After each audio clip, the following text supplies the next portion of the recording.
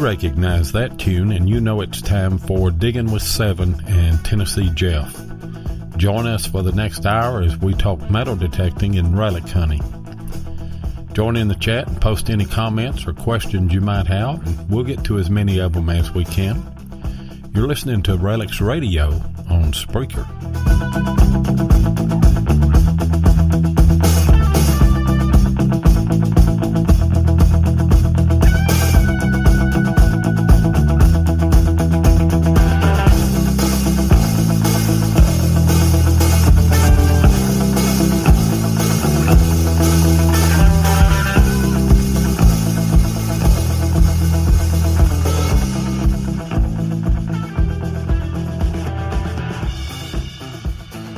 All right, we're live once again on Relics Radio on a frigid, cold night here in southern Kentucky, but I don't guess we're alone because I think most of the country is in about the same kind of shape that we're in. I'm your host tonight, Digging with Seven, and also have Tennessee Jeff on. Jeff, are you there? Can you hear me now? Oh, yeah, we got everybody now. Oh, yeah, there you go. You hit the right button this time. I didn't hit the... Forrest, can you hear me? I didn't. Tennessee Jeff. I didn't. All I know how to do is turn on a metal detector. Okay? Yeah. Well, Beat dig. Yeah. When you talk about me and Tennessee Jeff, we're just a couple of rednecks with a metal detector. But we never have had that problem right there. We've had a few glitches, but we've never had that problem right there. But we're up and going, so it doesn't make a bit of difference. We've got. I wish Seven would use a different word than kill everybody. You killed everybody, Seven. Oh, I killed all of you. Anyway, Dave Miller said everything sounds good now. That's great. Okay, Hello, Dave.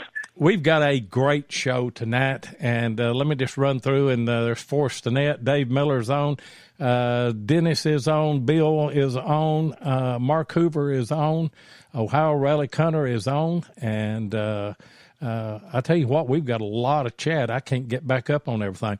But we've got two great guests tonight. We've got Two-Tone Joe and Adam Eberth out of Ohio. Welcome, guys, to Relics Radio. Thank you. Appreciate it. Thanks for having us. Well, we appreciate you coming on tonight. I guess it's cold up in your area, too, isn't it? Oh yeah. It's a nice high of 8 degrees right now. Yeah. Single digit.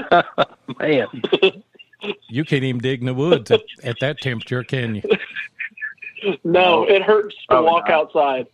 It does for us. It does for us, too, I tell you what. How'd you guys get together? I mean, Adam, if you want to go ahead. Okay. The first time I met Joe was at the second CWPPO in, where was it? In Ohio. Joe, what town was that in? I'm lost too, honestly. I think it started with the M. I don't know. But anyway, that's the first time I met him. I went down there with Digging with Eddie. Me and him were real close, but as of late, he's like disappeared off the grid. So me and Joe just hooked up and just been killing it all year. So I'm kind of happy about that. And so y'all met at McConnellsville. Yep. at a CWPPO, and that is that's a Civil War hunt, isn't it, up in Ohio? Yeah. Started and ran by Sam Waters. Really good organization. And that does that deal with John Hunt Morgan's raid coming up into Ohio? Yep, Morgan's raid. Yes, it does. Well, we've got more of a tie than you guys know then, because I've got a camp. Mm-hmm. I've got a camp that is about a mile from me that I've been hunting for about 4 years. And on John Hunt Morgan's first Kentucky raid. This was the first battle that John Hunt Morgan had with the Confederate forces. He went up against the 9th Pennsylvania Cavalry here at this camp at Jeff and I and others hunt. That is, like I said, about a mile from my house.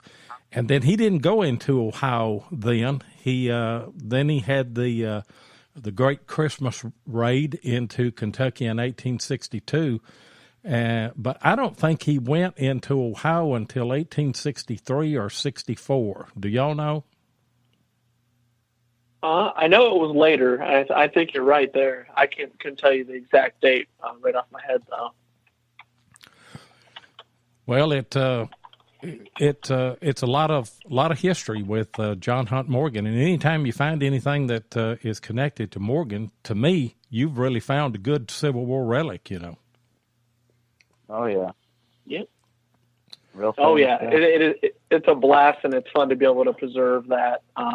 I have it here. It's July 8th, 1863. That's what across the Ohio River. Yeah, that's what Ohio Relic Hunter just said. Was that nice.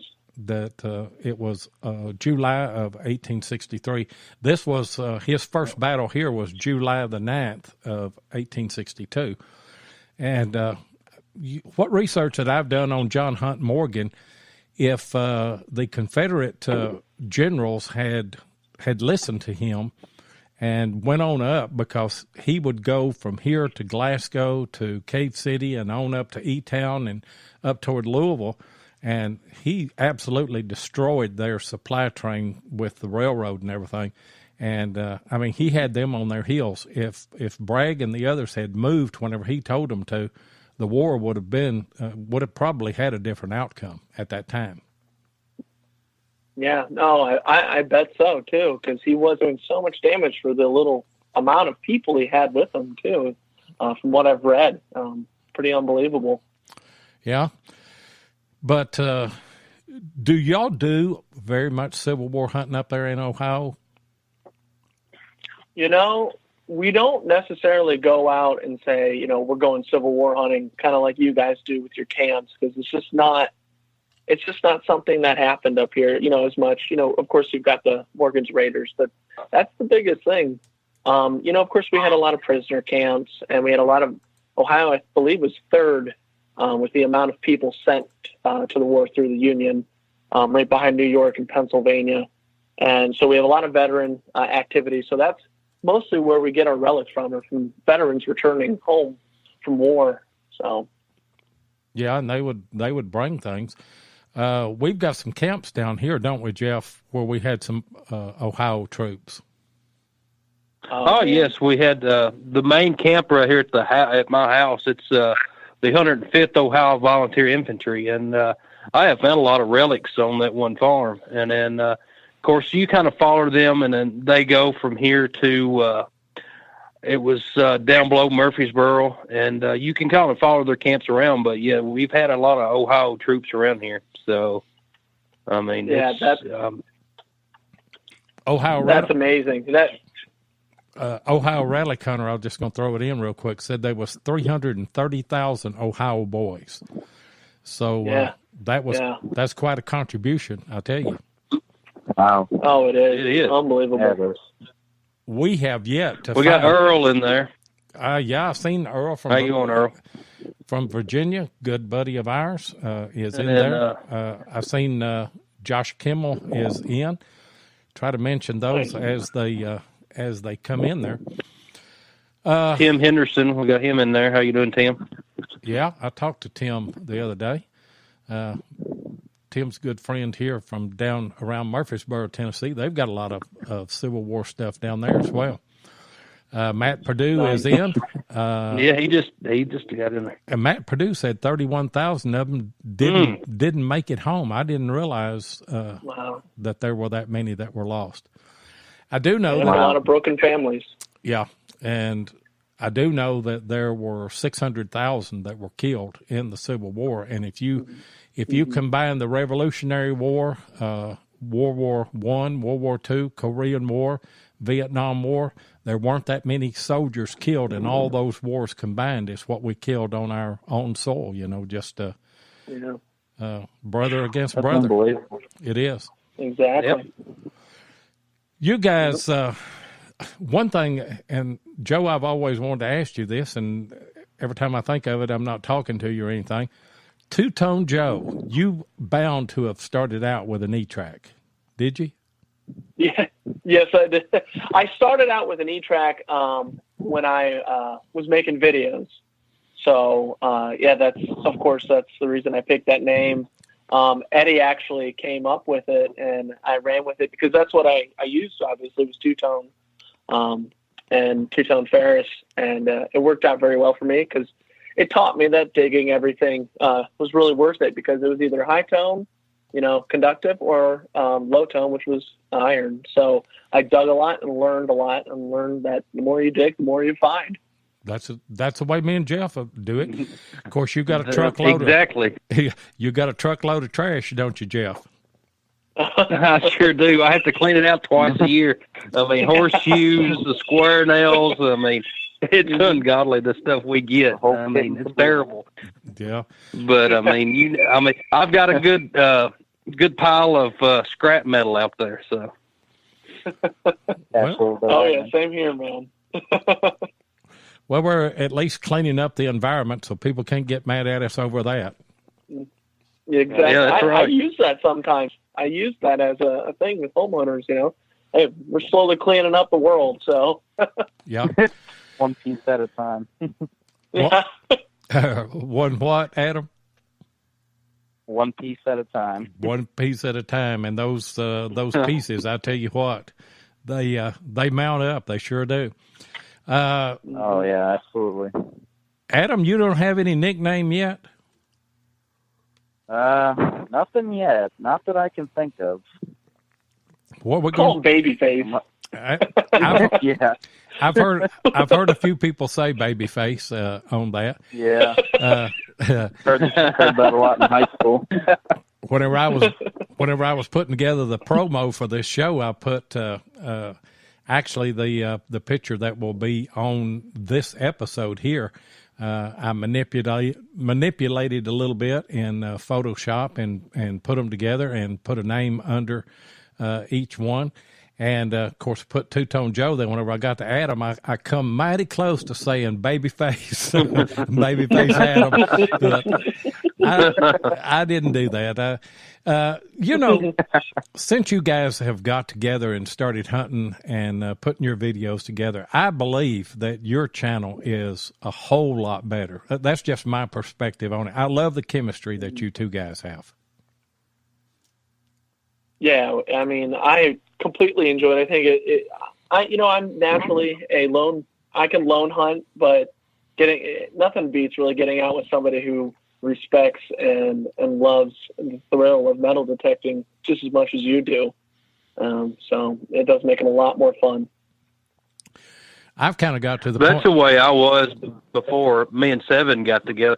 I mean, I hunted alone a lot, and then, of course, I liked it that way at that time, and then after Seven and I, we teamed up, and now it's just like I really don't like to hunt. I mean, without Seven being there. And, I mean, of course, there's a lot of times, of course, Seven and I, we live a little over an hour apart, and, I mean, we can't always hunt together. And I mean, it's sad that we can't, but, I mean, it's just the way it is. And so we have to, like a lot of our videos, you'll see, well, I hunted in Tennessee and he hunted in Kentucky, and then we'll just have to combine our video clips. So, but yeah, I mean, since me and Seven teamed up, I mean, it was real good. We've made some good videos. We have, but I tell you what, whenever you when you commit to a video a week, a lot of people don't realize how much work that really is, and how much you're under the gun every week to do something. I try to run 2 or 3 weeks ahead of time, but then you got weather like we've had this week where you just, if you go out, you can't stay an hour. And then you go to a lot of places, like Jeff said, you can't even dig. I mean, it's like concrete in the fields right now. So the woods is the only place that you can go and have any hopes of even digging anything. Mm-hmm. Yeah. Earl from Virginia said that there were approximately 155,000 Virginia men served in the Confederate forces. during the Civil War, and another 32,000 served in the, I guess, in the Union forces. Yeah. That's a lot of men, I tell you. Wow. A lot of Virginians. Unbelievable. It is. It really is. Adam, what kind of detector do you use? You're using the AT Pro, aren't you? Yes, sir. AT Pro. Have been for about a year, a little over a year. Do you like it? Yeah, I love it. I think I've learned it pretty well and can distinguish, different tones and iron and all that. And I've worked some pretty iron-infested sites with them that come out pretty successful, I'd say. Come out with some nice finds. I'm just like you. If I'm in an iron-infested place, I wouldn't want anything but an AT Pro. But now, I've never used an XP Deus, and they say that they're great in the iron. And I know that Joe has started using one of those. Give me some kind of comparison, Joe, between the AT Pro, which I know that you've used, and the XP Deus. Well, when it comes to the Deus, what I kind of told myself by watching videos and seeing other people use it and hearing other people who've used it for a long time, I told myself that, this machine's, it's basically a dig-all type of machine, which I was used to with my other machines. That they taught me to dig, like I said earlier, just about every signal, because you really never know what it's going to be. But the machine, I feel it's got a VDI, but like anything, VDI is just a secondary thing. I feel to the tones. I feel the tones tell you everything with the Deus, especially, just from the way it breaks and from the way it rolls off of the relic or coin that's in the ground that you're hearing. And it's extremely fast machine and very, you can edit it to whatever situation you're in, whether it's a home site, a yard, a school, whatever you're hunting. It's just really versatile. We've talked to 2 or 3 people. Tim Henderson has just gotten one, and he's studying his manual and everything, just getting started with it. But what program do you use on yours most of the time? Like if you're hunting a house and you've got, an array of modern trash and stuff in there with good finds. And also Matt Purdue he's using one as well. Mm-hmm. I'll be honest. I don't necessarily use it on standing home sites for that reason.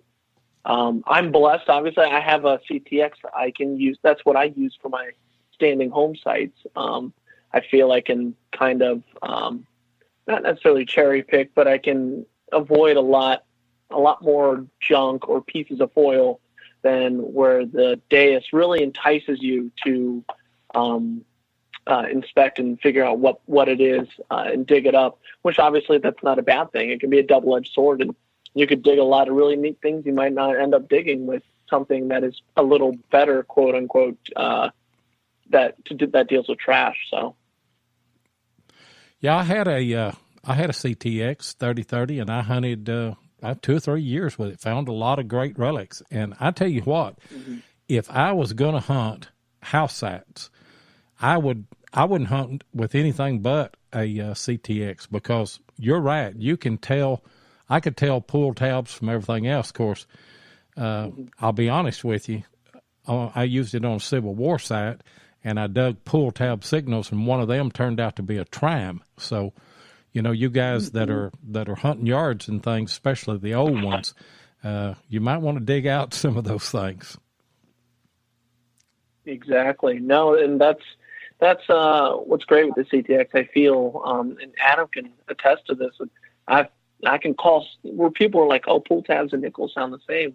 Well, with the CTX, your sound might be the same, but the VDIs are totally different. It's unbelievable just how sensitive it is when it comes to VDI differences.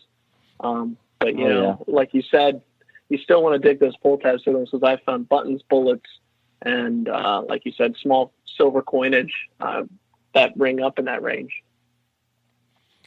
Adam, what size coil do you normally run on your AT Pro? Or what coils do you have, and how do you use them in different circumstances? Let's see. 9 times out of 10, I'm running just the regular stock coil, but I do own the 5x8 and the Nell Tornado.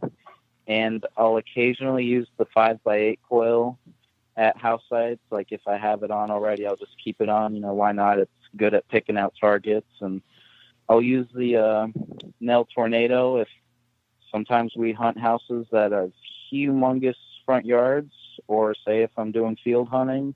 You know, it just all depends. But I'd say most of the time I just stick with the stock coil because it's the best of both worlds, I think. I think so too. But now, Jeff, me and you, we've used those 5x8s in the woods quite a bit. We have, and I really like the 5x8. And then I've got the little hockey puck I've used a few times, but that 5x8, I really like it around old home sites. And actually, that 5x8, you lose a little depth, but I mean, it does go pretty deep for what it is. But I mean, I really like it because it seems like the recovery is a little bit quicker than the stock coil. And then you can get around the trees a little bit easier. Yeah. But I mean, when it comes to old home sites, I mean, yeah, I mean, there's been several finds, I mean, good finds that I found that was right next to a tree where somebody else with a bigger coil couldn't get to it. So, but yeah, I like the 5x8. They've all got their place. I mean, that's why you've got different coils. And I'll share something with everybody. And Tim Henderson, you may want to put some specifics in the chat on this. He's got a large coil that he says separates as good as a 5x8. I know that may be hard to believe, but he's tried it and used it. And he said it's really fast and it really has good separation. And that's the only thing. That's the only drawback with a big coil is that, if you get in an area that's got a lot of stuff, you've got to obviously separate that stuff. And, if you've got a big coil that's going to give you more depth and give you that kind of separation, I think it'd probably be worth a look. And like I say, yeah, I know I had one for my F-75. It was a 13-inch, and I would take it to old home sites, and I mean, it would discriminate real good. I mean, it would you could pick out the targets, and for the big coil, I mean, it had the depth, and I mean, it would you could find the targets with it. So. And what a good thing about and there's Chris Hamsoff is in. Hello, Chris, and Bill McDougall's in. I try to mention people as they come in. I think we've already mentioned Mark Hoover being in. And Tim says that is the D-Tech 13-inch coil. Mm-hmm. And yep. that he used. And he hunted the site that me and Ron hunted down along the Tennessee-Alabama border a few weeks ago whenever I went down there to speak to their club. And I'll attest that is a place where you need a lot of separation because it was an old historic house that Civil War, they actually used it for a headquarters at one time. So there's a lot of Civil War history and a lot of old history around the house. Of course, you got a lot of modern history that's on top of all that. So you got to kind of pick through all that stuff, Mm-hmm. I've heard good things about those D-Tech coils. Especially, I've heard E-Track has a really good 13-inch D-Tech coil. Yeah, but we just have different tools for the trade, don't we? Mm-hmm. Oh yeah. That's what makes it nice and versatile. When you can buy those up and have them for any situation you need them. It definitely makes it nice. Adapt to your. See, that's helped me a lot of times get a new detector. I'll tell my wife, I'll be like, I need a new detector for this house site or for this Civil War site, and so it's helped me a lot of times. So yeah, take notes, Adam. Yeah. Here's something. Please, I need this. Here's something else about different coils, different detectors, and everything. I know you guys have probably done it. you've probably got a site that has produced a lot for you. And do you find that when you take a different detector in and hunt a spot that you've already hunted with one detector, that you're able to pick up stuff that you didn't get with the other one? Well, Joe can Go ahead, tell you Adam. about that with your field site recently with the Real. Yeah. I went in. Started with the CTX and then went in. Yeah. Yeah, I didn't. Well, I went to a site that was a standing home site in 1830s red brick, which is just like, a great site. And I end up chatting with the homeowner, and he actually owns it and farms it and everything himself. And I asked him if he knew of any area where, maybe an old home site was, there was old glass or pottery he'd seen or brick. And he pointed me to a spot. And I had the CTX with me because I was hunting a yard site that day. I didn't have the days with me. And so, of course, it's not like I'm just not going to hit it that day. So I hit it with the CTX and did great. Found a bunch of large scents and old buttons. But then, of course, knowing that it was a field set, I went back the next time with my Deus and found even more. And you're never going to get it all with the first day or first couple days or so much, or, so on. But, every machine has its perks, and they all come in handy. So they do. And I think sometimes I know on one of my colonial sites, I had hunted it and hunted it and hunted it. I have no idea how many times I hit this spot, and it's just a very, very small house site. But I probably pulled 50 flat buttons off the thing, no Cohens. And but I went back, and one day I had my AT Pro, and I had the 5x8 coil on, and I got a real good high tone. I believe it was probably 79 or 80 that jumped in one way, but it wouldn't come in the other way. And I dug it, and it was a cut 8 Real. wow. And I had been over that. I know I'd been over that with a CTX, but evidently I didn't like the sound or something, Mm-hmm. Wow. And that's what makes you wonder. You can't help but lay up at night and think about sites like that. You're like, there's got to be a coin there, but you just can't find one. With all the buttons, you think all the buttons that are popping off the shirts, their pants, that you would find a coin or a cut coin or some denomination of a coin in there somewhere. It's just funny though how that works. Yeah, our first video of the year, which I guess, that one came out Tuesday. I found a large scent. And by the way, we don't find those here. I've only got 3, and Jeff's got a handful. And, I want to talk to y'all about that in a minute because y'all find all kinds of them in Ohio. But 3 large scents a day. Yeah.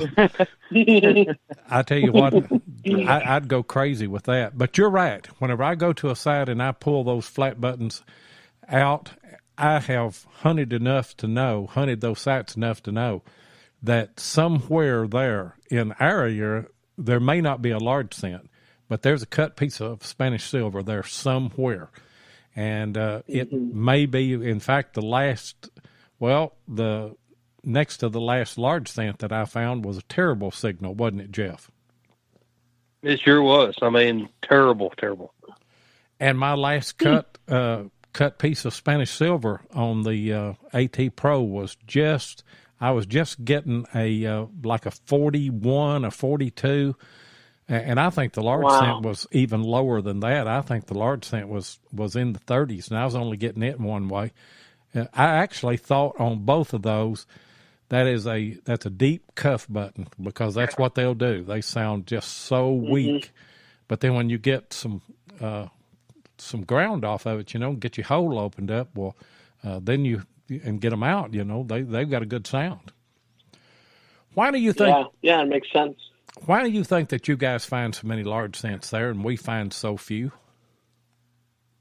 I've asked myself the same thing, and maybe Adam can answer that better, but I don't know if it has anything to do with the amount of. I feel like Ohio was a huge trade state.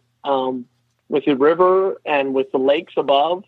I don't know if it was just like bottlenecked with a lot of money, people with money and trade. It's all I can think of. It boggles me why. I ask myself why a lot. That makes sense. I mean, you can't argue that. It does make sense. It does. And I mean, we find, you guys find large cents like we find wheat pennies here. I mean, you can go out and find a handful of wheat pennies every day here, but I mean, large cents, no. I mean, like he said, a handful that I'd found, maybe I may have 3 or 4. And I mean, most of them are found on Civil War sites. I know exactly. From the 105th Ohio Volunteer Infantry. That's right. That's what I was fixing to say. Our large cents are on our Civil War sites, and the Ohio boys brought them to us. So that's it. How funny is that? I truly do believe that. I believe that that the Ohio boys are the ones that had the large cents. That came here. The last one that I found was on a Civil War site. Now, the next to the last one that I found, and I'll just tell you guys, I hunted 30 plus years before I ever found my first large cent. I found my first one last year, and then I got one in 2017, and then I got one Tuesday in Tuesday's video. Wow! So they are rare here, and I'd give anything in the world to be able to find more. But do y'all find very many Spanish reals? No, and that's the thing that you guys seem to find obviously a lot more of is the reals. No, of course I see a lot more people find them in Ohio. We get on the right sites. It's just tough around here compared to the East Coast. But I found my first one this year. Adam did the same. And the funny thing about Adams is he found his at an 1870s home, like an inch down. So it's unbelievable. Isn't it funny that you find things at the most unexpected places? Oh, I not expecting that. He came over to me and he's like, I don't know what it is. He's like, but you might want to come over here and turn your camera on. He's like, it's round, it's worn, and it's old looking and silver. We got Mike in the house. Missouri Mike is there, and Missouri Mike said they don't find any in Missouri, and I can relate to that because they're just west of us, So I see Forrest. They had more money than we do down in Kentucky. Do what? Forrest, he said they had more money than we do down here in Kentucky. And he might be right on in the sense of Columbus, Ohio was, a larger town then. Cincinnati is an old, very booming, right on the river town. Cleveland was right on the lakes. So, I mean, all the trade and money that went through Ohio is really, when you think about it, it all makes sense. Kind of a crossroads, wasn't it, of trade in through there? Yeah. Absolutely. Well, like Ohio Relic Hunter said, Bill, you had Old National Road that came through in the rivers. It just, not just the Ohio rivers, but even, I guess you would say, our smaller, larger rivers also were used. And the Ohio Area Canal, so. Well, we've got the Cumberland River that runs through my county, and then it runs through Middle Tennessee down there where me and Jeff hunt down there. And we find most of our colonial houses are associated with the Cumberland River. Of course, that's what I was going to say. Yeah. I remember you doing a lot of your videos with your colonial places were near the river. When you'd say the river, I figured you meant that river. Yeah, it's the Cumberland River. And, of course, you needed water. That was the one thing that you had to have if you put up a house site. So, if you want to give anybody a tip, it's find a major river and then just hit all the high spots. Somebody built a house on one of them. Yeah, exactly. Sure did.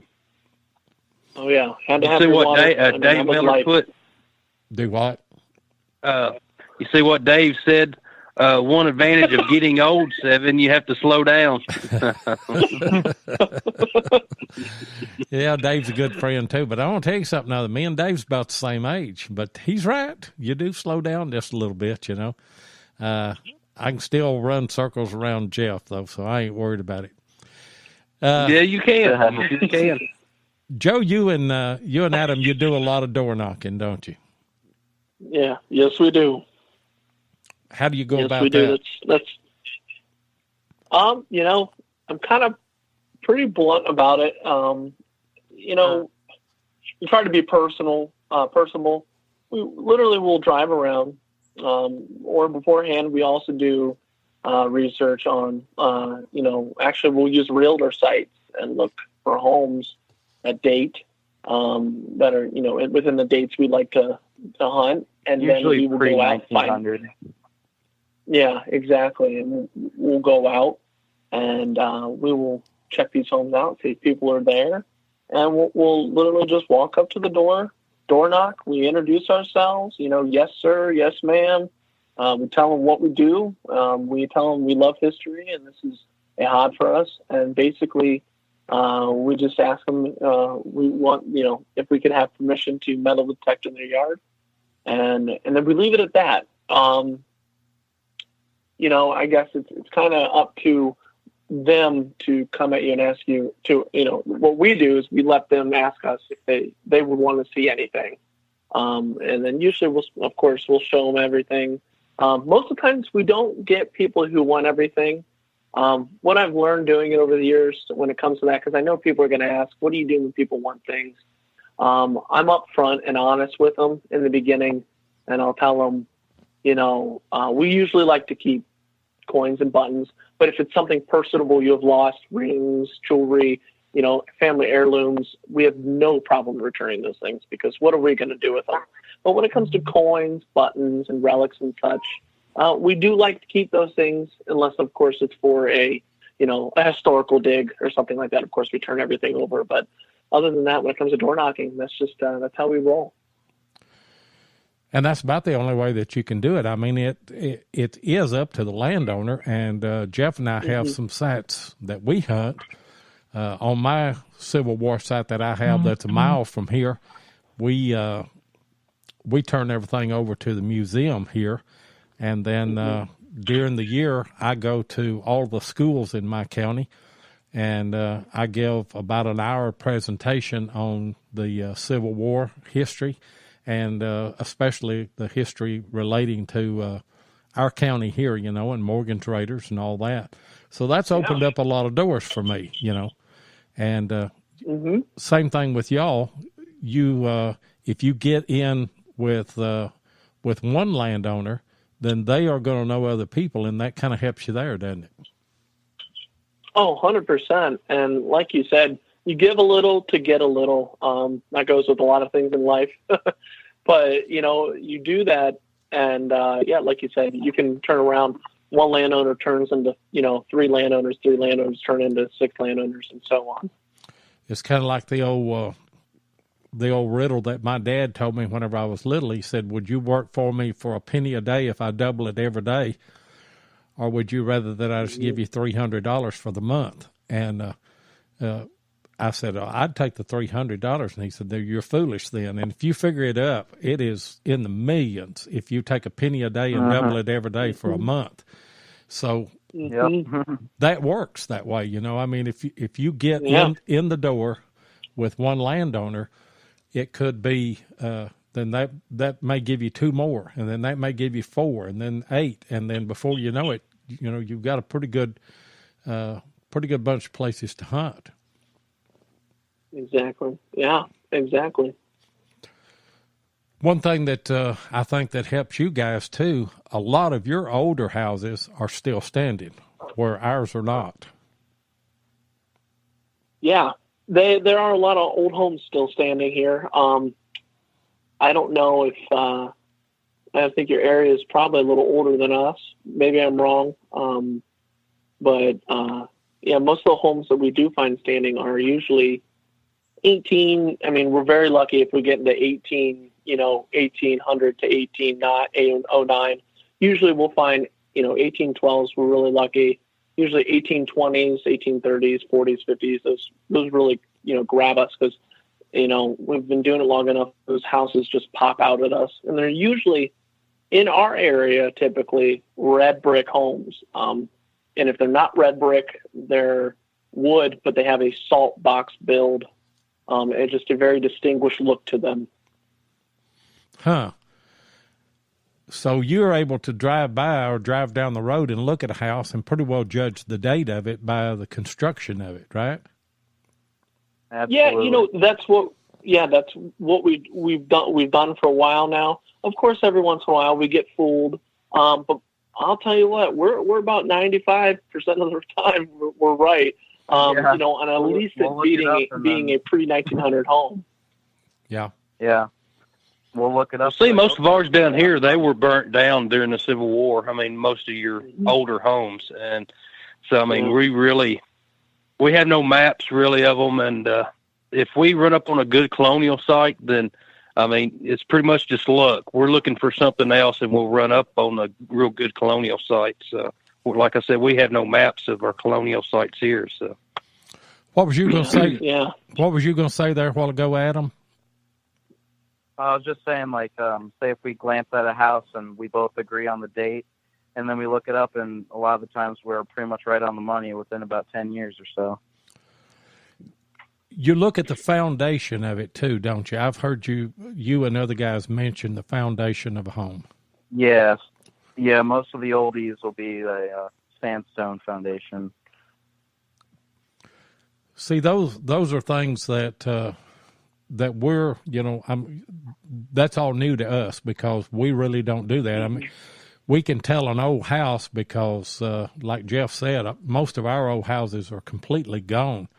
And even houses that were in the 1920s here, I mean, they're just about gone because people have torn them down and built new homes in those areas. A lot of places that I find on the research maps that we do have, I look and there's a new home built right where the old house was.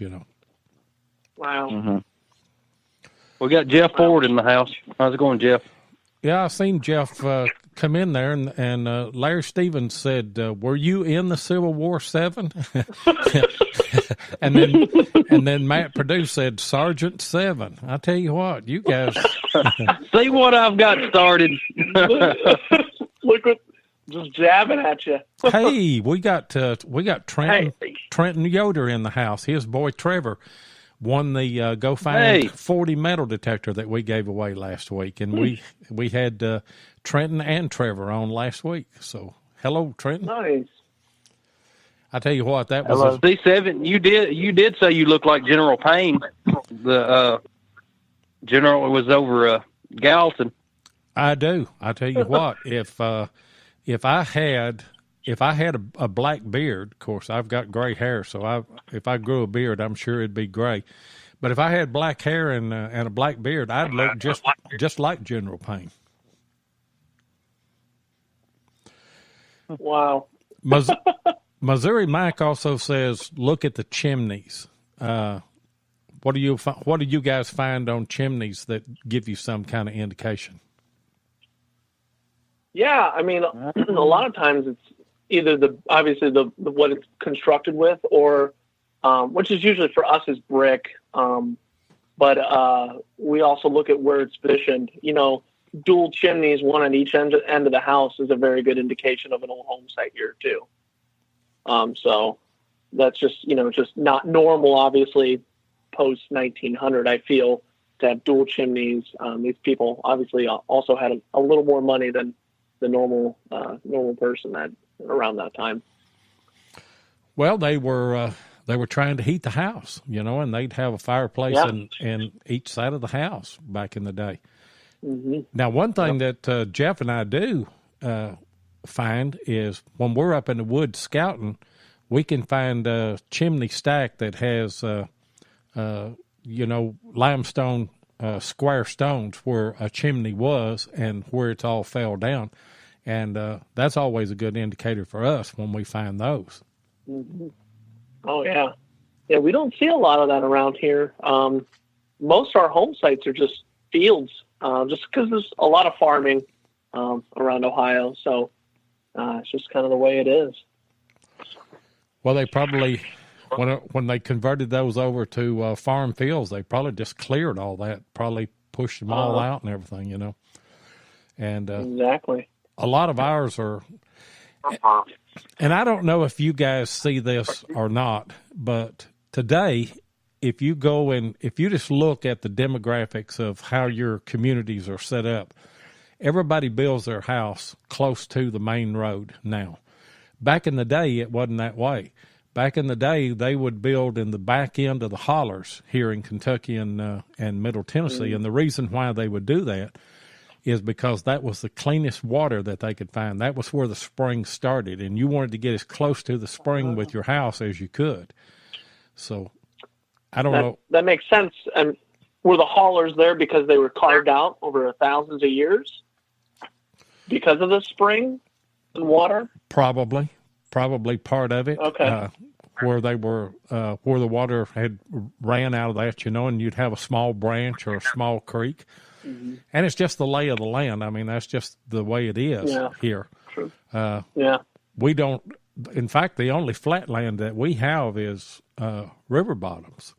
And to tell you the truth, we don't find anything in the river bottoms. I think that the flooding of the Cumberland River before they put in the dam probably covered up a lot of that old stuff. But I know I had a farm on the Cumberland River, and the barn on that land was probably a half a mile from the river, and there was a mark that was 4.5 foot, and it had in the barn there that, like in the early 1900s, in the teens, it had a mark and it said water level, and that was where the Cumberland River had flooded and got up that high, you know. So if I was back in the day, I probably wouldn't build a house in a river bottom for that one reason, you know. Wow.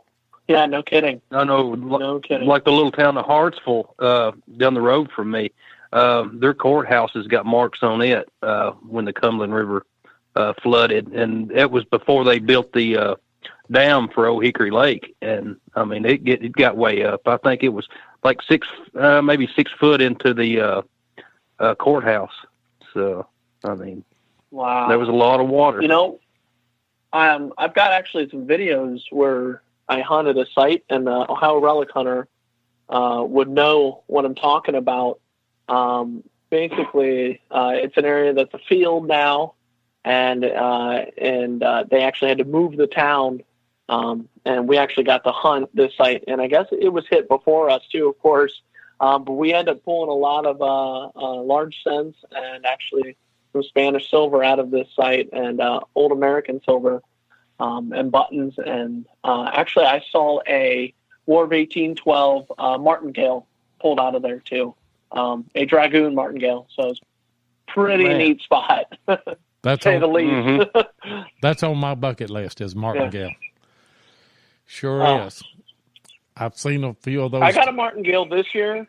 Oh, did you? I don't know whether it's military or not. It's a heart one of those hearts, and I showed it to a couple actual professional relic guys that wrote books. I couldn't tell you his name right now, but he confirmed it as Confederate. But you know, I'm one of those that's like I'm never convinced until I'm convinced, I guess.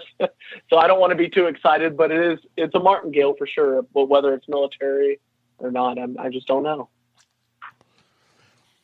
Well, obviously, you know, it's easier to hunt whenever you can find those old houses and then go up and door knock. Of course, you have to have some kind of presence in order to convince the landowner to come on their land, come in their yard. And, you know, that's just something that Jeff and we just don't do that much because most of the good sites that we hunt are way off in the middle of nowhere, you know, and of course you still have to talk to the farmer and you still have to get permission. But we've been real lucky. We've got a place that one of the last colonial houses that we hunted, he actually showed us an old rock-lined spring, and then we kind of surveyed the place, and he said, "Where do you think a house would be?" And I kind got back and just took a long look at it, and I said, my best guess is right in there. There was a knoll that was, I don't know, it was probably a quarter of a mile, eighth of a mile anyway from the spring. But I said, my best guess is right there. That man went to his barn and got his bush hog, didn't he, Jeff, and cleaned us out a spot. He sure did. And we've got 2 permissions like that that they bush hogged for us. That's right. The other wow. colonial site did. That's really nice of them. It is. And that is so nice. And then the last one, his wife, what does she do with the museum there, Jeff? She's just like a volunteer. She takes care of, like, I guess, the cleaning wise. And, of course, actually, we've got the old museum, and it was a guy just passed away not too long ago, and he donated his house to the museum. So right now she's going through it and cleaning it up and getting all the relics and stuff in display cases. She's just a big helper in the museum. And, of course, we've got access anytime we want to go to the museum to visit. Wow. So, I mean, that is amazing. So obviously, we agreed with them that what we found on those sites that he cleaned up for us, that we would donate to the museum. And after all, finding the relic, filming it, and experiencing, the jubilation of finding those things, that's what it's all about. Yeah. You're right. Yeah, you're right. In a sense, instead of finding it and then tossing it in a box for no one to ever see again, it's a lot more. It is a lot more fun and exhilarating when you can turn it over and let the public see it for ages. So that's true. And Jeff and Adam, they're younger than we are, so they're going to get to go back and look at them longer than we will. Let's hope so. Yeah, I hope so. Yeah, Jeff, Plugmaster Ford, he said, talking about getting permissions. Tell him, Seven. He said, I threatened them and their children in order to get a permission. I know he's saying that. I know he's saying that in jest, but it can be intimidating sometimes to go up and ask people for permission, can it? Yeah, it definitely can be. I'm pretty good at judging people, I feel like, just doing my fire department work that I do. I kind of have to be able to judge people instantly and efficiently. And sometimes there's been times where we have walked up and I had a bad feeling and I was right. And there's times I've walked up, had a bad feeling, and I was completely wrong. And some of these people end up being the nicest people in the world. We've been to houses that are just run down, terrible, and we're like, oh my goodness, this is maybe not a good idea. And they're the nicest people in the world. And we'll go to people's houses that are doing very well, and they are just rude, and vice versa. So, I've been to rundown houses where people were rude, and nice houses where people were great people. So, you never know. I'll tell you. You don't. Hey, Adam, whenever y'all find a new site, how do you two guys team up on a brand new site? Say you go knock a door, it's an old house, probably it's a 1875 or somewhere in that neighborhood house. How do you approach that site, you and Joe? You mean like after we get the permission or before? Right. Yeah, after you get the permission. Once you get your detectors out, you're ready to start. How do you approach that site? I feel like it's fair game. You can start wherever you want to start. We don't go like line for line right next to each other. I have a bad habit, I guess, of kind of just going wherever. Joe tries to stay, in a pattern, but I'm all over the board. The wandering child. Yeah. Well, I'll tell you what, that's not always a deal with age, because if you watch the Stealth Diggers, that's what Keebs does. Mm-hmm. Uh-huh. Right. He calls it orbiting, and that's not a bad thing. No, I think that's what we work together really well in that sense. We don't, we're not like you take that side, I take this side. We have fun with it. But at the same time, we respect each other. We're not coming up right behind each other or, cutting in front of each other. We respect each other's space too. And I think I know the answer to this question before I asked it, but there's no jealousy between you two on the finds, are there? No, we have fun. We like, of course, we have heartbreakers and things like that. Like, we both have done it to each other, but in the end, we're ecstatic for each other when we find things, and we'll give each other a hard time, but we're happy for each other too. I am too, and me and Jeff both. Whenever we will hit a site and we will kind of split up, we kind of like to stay as close together as we can, not wander off to where you really can't see one another. But if one of us finds something, we'll holler at the other one. And, I found a couple of flat buttons over here. Maybe we need to work this area. And,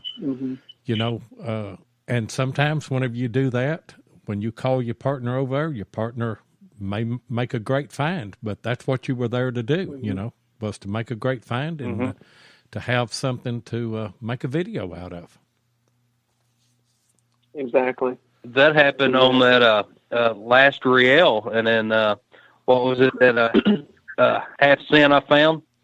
You would run into a pocket of flat buttons, and then you was like, right here would be a good spot, and then bam, there I'll come out with 2 silvers. So, I mean, they very easily could have been yours, but if something happened, I'll run my coil over them. So. Yeah, but that, that doesn't make me, that doesn't bother me at all. I mean, Jeff came over, and we hunt without headphones because we hunt out in the country. And, we don't bother anybody. We'll call up some turkeys in the spring whenever they hear those AT pros are chirping. Yep. And we've called Jeff had a coyote come off the hill just breakneck speed one time. He thought it was something that was in distress and kind of unsettled Jeff just a little bit whenever that happened. But I like hearing those signals that way. But, I'll holler at him. If I get into a little hot spot, I'll holler at him and I'll say, come over here because there's a good spot right here. And on that particular site, first thing that he did was he found a cap bust and in that area, and then turned around and found a 2 real. But oh my goodness, they're and we kidded one another. I kept telling him, I already killed you. Come over here and got in my line. Come over here. But it was all it was all in jest. I pulled a large sand out from under him though at the next site that we went and hunted. So it all settles out, doesn't it? Oh yeah, yes, that's right, Matt. Matt said as long as it was a cow, not a bull. Yeah. Yeah, we do hunt with some bulls now. You kind of have to watch that. So. Yeah. Oh yeah. Yeah, you got to watch the animals. There's no doubt. I hunted with a guy 2 or 3 years ago, and we hunted in a field, and it had a big old Charolais bull. I mean, a monster bull. And to tell you the truth, if it came around, I would move, and I'd move kind of on the other side of the hill or something, and just so that I wouldn't be too close to it. And I looked up, and the guy that I was hunting with had on headphones, and I looked, and the bull had walked right up behind him and was looking over his shoulder. He was down digging a hole. Ooh. And I was trying to holler at him, and he just raised up and looked up and said it wasn't nothing but junk. Just kind of made a funny out of it. Adam, what's the best thing that you found in 2017? All right, I'll do a coin and a relic. I'd say for the coin, probably the 2 reals, just because it's totally unexpected and just such an old coin, just totally out of the blue. Just was not expecting it. And relic-wise, I'd have to go with. I did end up digging a box plate this year, a Union box plate, in a cornfield next to a 1870s house. Well, that's still on my bucket list, and we hit a site that Jeff dug 3 on this year. Wow. Oh, my goodness. The Gallatin camp. And actually, they were moving dirt at that Gallatin camp, and case in point of what we were just talking about, they were moving dirt by dump truck, and they were bringing it to the back end of the property there. They're building a bank. And then they'd dump 3 or 4 loads, and then they'd take a dozer and spread it out. And it actually made a like a 45-degree mound. And I was hunting the right side, and Jeff was hunting the left side. And the last 3 pushes, I had found a lot more bullets than he did. Larry Stevens says, yes, the bank. The bank. Yeah, the bank, yeah. And I kind of felt bad, and I told Jeff, I said, the last 3 pushes, I've hunted the right side, and I said, I've found probably 3 or 4 bullets to your 1. I said, you work the right side this time.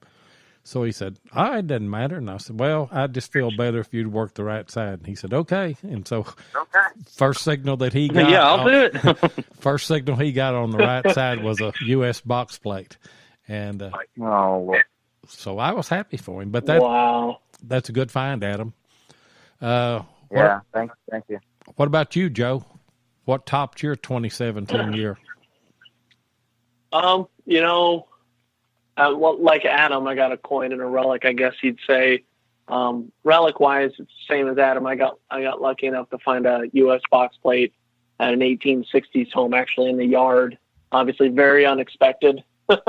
So that was pretty neat. Good. I just can't imagine somebody dropping that in their yard and just not picking it up. I don't understand that, but just weirder things have happened, I guess. Coin-wise, it's tough.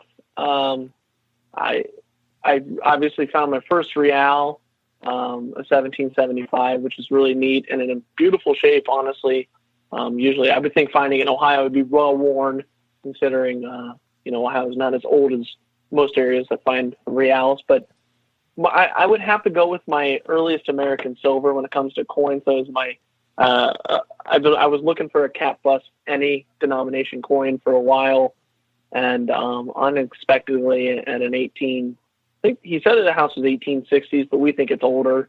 I found an 1814 cap bust dime, which I never see pre-1820s cap bust dimes, at least posted on Facebook. So I was blown away. I was happy to just get a cap bust, but when I saw the date, I was really blown away. So, yep. Both good finds. And I noticed I noticed that you had put on some of the Facebook groups, you got 156 silver coins this year, didn't you? Yes, sir. Yep, a lot of digging and a lot of trash will go along with it. But yeah, I ended up doing pretty well in that aspect. You did. There's no doubt about it. Yeah. What's your favorite this week or this last year, Jeff, that you found? Well, I'm going to start with the coin. Maybe the cap bust. Of course, that's going to be my best coin. And then, relic wise, I was thinking of, the Confederate spur. That would be the best, relic. Oh, wow. 2000. Well, either that or the Virginia button. That was a good find too. When we were at DIV. Yeah, the Virginia button.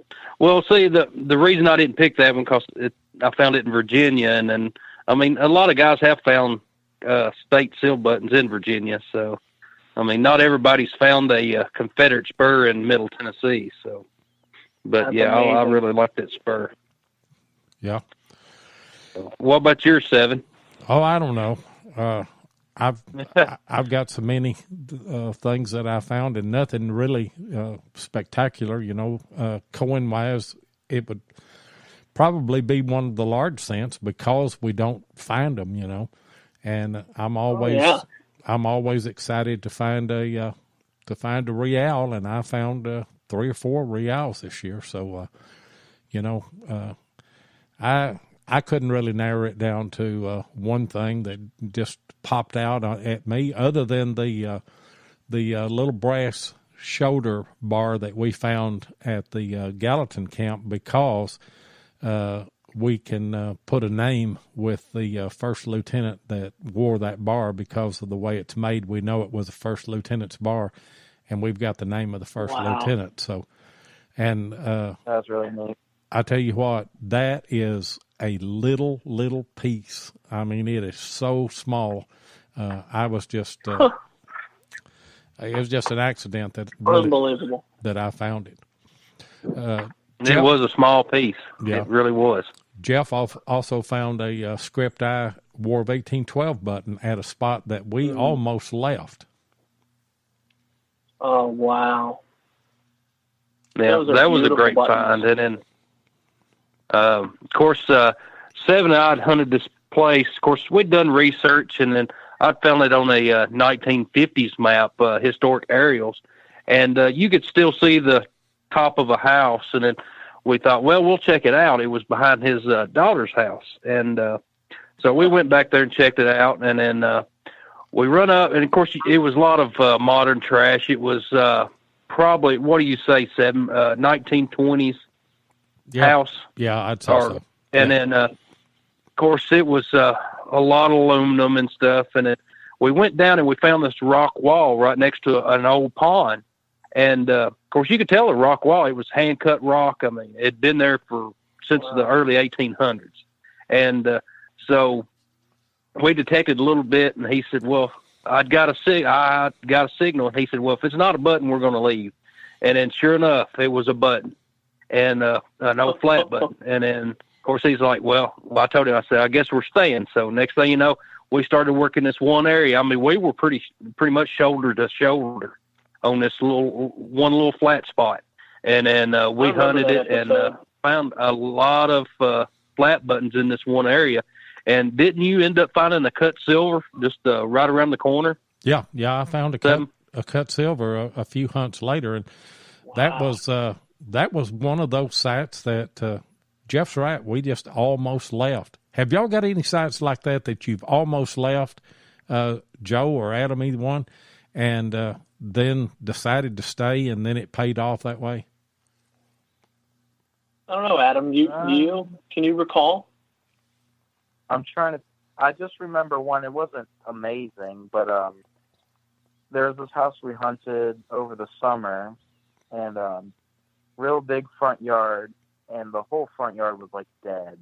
And we were getting ready to leave, and then Joe, on the outskirts of the yard towards the driveway, hit the V-nickel in an Indian. And so that kind of sparked a little bit, and we stuck around a little bit and got some more points, but nothing incredible. But just goes to show that you got to check the outskirts, because, it could still be old stuff around there. Yeah. Yeah, you never know. I mean, you just have to keep on plugging. Barb is in the house. She said, yeah, I see that. I just sent her a comment. Yeah. We've got a lot of folks in here tonight. Had a little bit of a rough start, but that's I'm going to blame that on Skype. I don't know what happened there at the very first. So what do you guys have planned for 2018? I mean, are y'all going to get out of your comfort zone of door knocking and just go like out of state, or what? Or do y'all have big plans for 2018? I think we're going to still continue door knocking, but I think we're going to try to. We just started doing. I don't know if you noticed, doing some more field sites, and I think we're going to try to take advantage of that and do a couple more field site hunts. There's a lot of field sites in Ohio that are just now gone, that are just cornfields and bean fields, and those are just the old, the old sites. So I think we're going to try to do a lot more of those. What are you? What are y'all using? We thought What are y'all using for research to find your field sites? Yeah, we use old township maps, and that's how we do it. And we kind of just line it up and figure out where these home sites are. A lot of the times, I've been to home sites where I know they're in this spot, and you might find a little iron patch here and there, but there's nothing. Some people just were only there a couple years or just didn't drop anything. It wasn't there long enough. And then other times we go to field sites and we just kill it. And sometimes we just can't find the field site at all. We're the same way. And most of the colonial sites that I have found in my area around the Cumberland River, I've found them. There's no chimney stacks or anything there, but I just found them. I'm looking for a Confederate Civil War site that I know is there. Still haven't found it. Been hunting for it for 4 years, but I'll stumble up on a colonial site and off and on hunt that colonial site for a year, and then move on, and find, I'll stumble up on another one. So maybe I'll live long enough to find the Confederate site there. But do y'all guys dig any privies or trash pits up that way? We've had a couple spots where the homeowners pointed out places, and we've actually got a couple that we can return back to anytime we want where he thinks there's a trash site because bottles have come up. Obviously, nothing crazy old on top, but we know is probably used over the years. It's just buried underneath. But we both have interest in doing it. We're just so busy and caught up with other homes that we have lined up to go hit that it's not that we don't want to waste time bottle digging, but our interest lies in the next home site or the next door knock permission. What if, what could be at that point? Yeah. Well, see, a lot of these sites you can always go back. I mean, the privy's not going anywhere. I mean, it's been there this long. Exactly. So, I mean, that's like a 7 and I mean, like a lot of our colonial sites. I mean, we haven't dug the privies yet, and I mean, someday I hope to get back and dig them. And I mean, it's just, like a treasure trunk right there, just waiting to be discovered. And there's no telling what's in them. Oh, I love old bottles. I love the possibility of even finding old buttons and coins and other relics in those old privies and pearl dumps. I think those excite me just as much. So, and you never know what you're going to find in those trash pits like that because they threw everything away. A lot of stuff, but it's like Tim Henderson just said in the chat. It's not for sissies because it's a lot of work, and you've got to be on a permission where the landowner is good with it. That you can dig a hole and maybe take some plywood if you're going to be more than one day and cover it up so the cows or any animals that are in the field or a person doesn't fall in. But exactly. Jeff dug one. That's the way I was. That trash pit on the 105th Ohio Volunteer Infantry. Of course, luckily the landowner, I can come and go as I please. And then it took me 3 days to dig this trash pit. And of course, I didn't cover it back up. I could leave it open. And of course, I put stuff off in it where the cows wouldn't get into it. But it was. If I had to dig it and cover it back up and all that in one day, I never would have got it. But like Tim said, it is a lot of work and it's not for sissies. You look at these bottles that are for sale, like on eBay and stuff. They're pricey for a reason. You have to work to get them. So. 100%. Tell everybody how that they can get in contact with you guys, what your channels are and Facebook and all that. Yeah, it's pretty simple. Everything's basically the same. On YouTube, of course, it's Two-Tone Joe, and you just search that and it'll come up first one up. And then same thing as Facebook, just a normal Facebook page group. We don't run any giveaways or anything like that. Usually but it's a great group. People post, finds and such, and it's got a big Ohio following, but of course anybody can be in it. So it's Two-Tone Joe for both of them. Yeah, I've put stuff on that as well, and you've got a good Facebook group channel there. There's a lot of Facebook good groups out there, aren't they?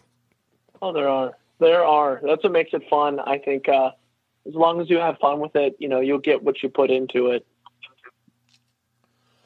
We started a Relics radio group, and there's been a few people that's put on. Of course, it's brand new, and it takes a while, but we like to meet as many people as we can, and talk to as many people as we can, and certainly do appreciate you guys coming on tonight. Anything you want to add before we close out? Dig it all. Dig it all.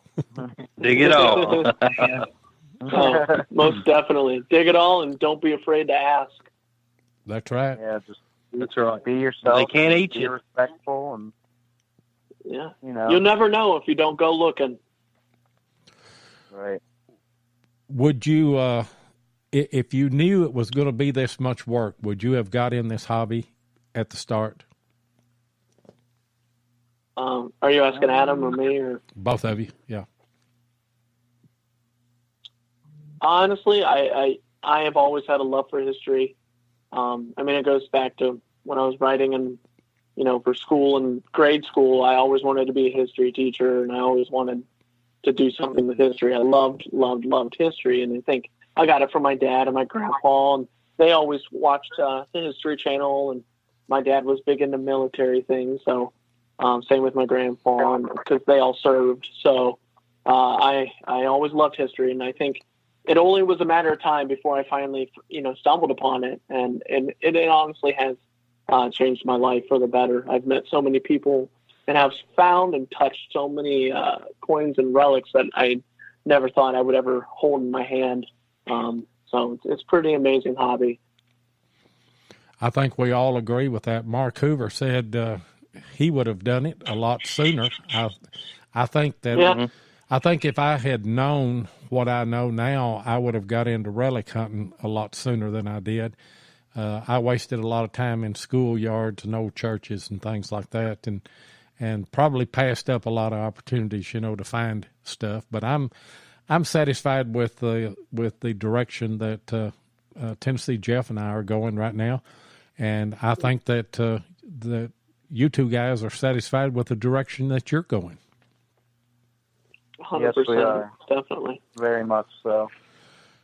So we want to remind everybody that's either listening live or will listen to the archive, go to YouTube and check out Two-Tone Joe, the YouTube channel there, and you will see him and Adam and their adventures there in Ohio.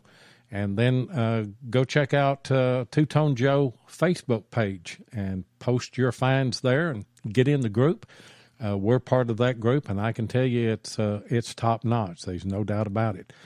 And we certainly do appreciate all the people that we had in the chat tonight. A lot of folks. We're building a little bit of an audience. We don't have that many shows under our belt, but we love doing it. And like I said, we had just a little bit of a shaky start with Skype there when the guys all got disconnected for a little bit, but we got all that worked out. And before I get out, too, I want to remind everybody, if you like listening to metal detecting shows, here on Spreaker, go check out Beyond Sight and Sound. Go check out Hardcore Metal Detecting, All Metal Mode, History Seekers, and American Digger Relic Roundup. All of those are great shows. I'll vouch for them. I listen to all of them. And a lot of information. And Joe and Adam. And don't forget to hit the like button. That's right. Don't forget to hit the like button. And we certainly do appreciate you guys joining us tonight and sharing some of your experiences and your knowledge and getting to pick your brain a little bit. And we're looking forward to see what you two guys find in 2018. Thank you so much for having us. Thank you very much. Yeah, we're very blessed to have people like you in this community and be able to come together and enjoy the camaraderie. So thank you guys. It's really our pleasure to be on here. So Yeah. Thanks everybody for tuning in on the chat too. Yeah. Thanks for Yeah, definitely. Thank you, everybody. everybody being on the chat. And Larry Stevens said, now we can go view Plugmaster Ford's video. I guess maybe I don't know if you guys saw what he did on Lip Sync with me and Jeff, but it is hilarious. If you get a chance, we'll go. No, I haven't seen it yet. Go check it out. No, you need to go see it. Yeah, and there's a lot of other YouTubers on there. You got Matt Purdue. Of course, he had something about a pinata. it is great. It's all. I mean, everybody, you'll get a kick out of it. I promise. It is. It is hilarious. I've watched it about 10 times, and I'll laugh harder every time I watch it. So.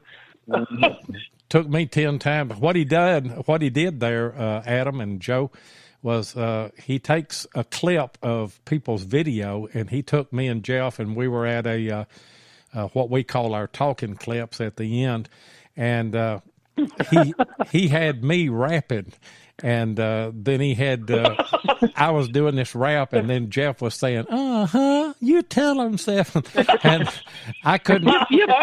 It took me 10 times. To get past Jeff's first. You understand? So we're going to plug Master Ford's video in there again. We do that every show, but somebody always mentions it. So, Got to.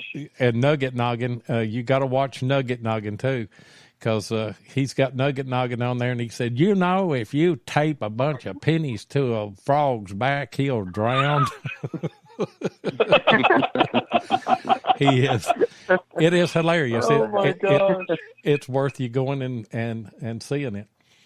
But anyway, you guys hang on the line. We'll talk to you for just a little bit as soon as I close the show out here. And certainly do appreciate you guys being on and everybody in the chat. Thank you so much for supporting us tonight and listening to Relics Radio. And with that, we're going to go ahead and close our show out tonight. I want to remind you to tune in again next Thursday night at 6 o'clock Central Time. That's 7 o'clock Eastern Time here on Relics Radio. And then you can catch me and Tennessee Jeff on YouTube every Tuesday.